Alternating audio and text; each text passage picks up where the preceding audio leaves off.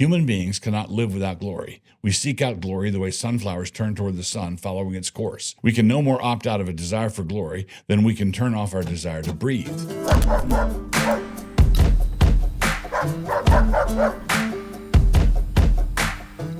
Many Christians are suspicious of ambition, and they do have some texts that support them in their concern.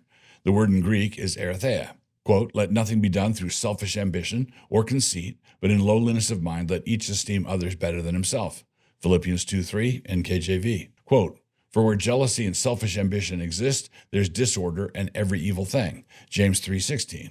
NASB. Whenever a young buck shows up eager to conquer the world, he wants nothing more than to go out there to make a dent. It may be in the world of finance or the world of the arts or the world of athletics, and what they all have in common is that they make the older saints quite nervous about this young man going off the rails. To be fair, they would also be concerned about a young man whose goal appeared to be to touch every sluggard base in the book of Proverbs. If his apathy is extraordinarily pronounced, the older saints would have concerns there as well.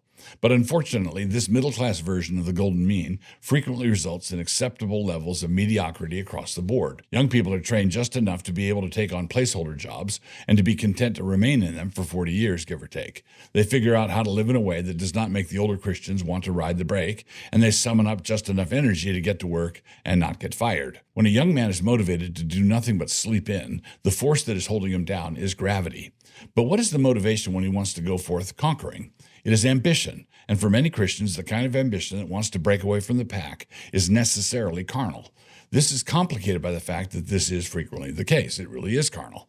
He not only wants to be the first in his class, he wants to be there ahead of a few other key people that he could name. But go back and look at the assumption that many have, thinking that ambition is necessarily carnal. I want to argue that this is not the case at all. Now, we are fashioned by God as teleological creatures. We want our workday to have a point, we want our work to have a point, and we want our lives to have a point. That point should ultimately be the glory of God, but there are intermediate points along the way. An intermediate point for the farmer would be the harvest. An intermediate point for the architect would be the completed building. An intermediate point for an athlete would be a world record. An intermediate point for the church planter would be a thriving congregation. Quote, "Or saith he it altogether for our sakes? For our sakes, no doubt. This is written, that he that ploweth should plow in hope, and that he that thresheth in hope should be a partaker of his hope. If we have sown unto you spiritual things, is it a great thing if we shall reap your carnal things? If others be partakers of this power over you, are not we rather? Nevertheless, we have not used this power, but suffer all things, lest we should hinder the gospel of Christ." 1 Corinthians 9, 10 through 12. Take particular note of how Paul describes this. He that ploweth should plow in hope. He is looking for a particular result, and it is a result that he should want to participate in. He has a God-given desire to share in the results. Someone who is ambitious forms a goal, and then he shapes a process or a plan for reaching that goal, ideally broken down into daily increments.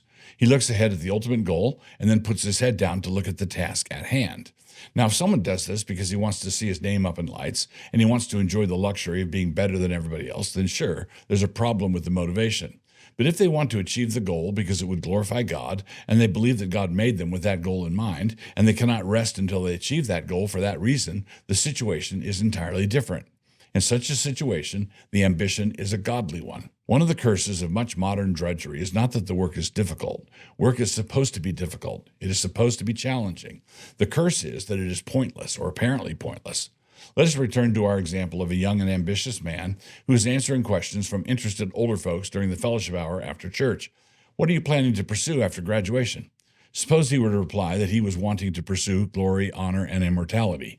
You can almost feel the brows furrowing, but, quote, "God will render to every man according to his deeds, to them who by patient continuance and well-doing seek for glory and honor and immortality, eternal life." Romans 2, 6 and 7. God grants eternal life to those who patiently pursue glory, honor, and immortality. He grants them glory, honor, and peace. But glory, honor, and peace to every man that worketh good, to the Jew first, and also to the Gentile. Romans 2:10. And what is sin anyway? The Bible teaches that sin is a glory failure, for all have sinned and come short of the glory of God.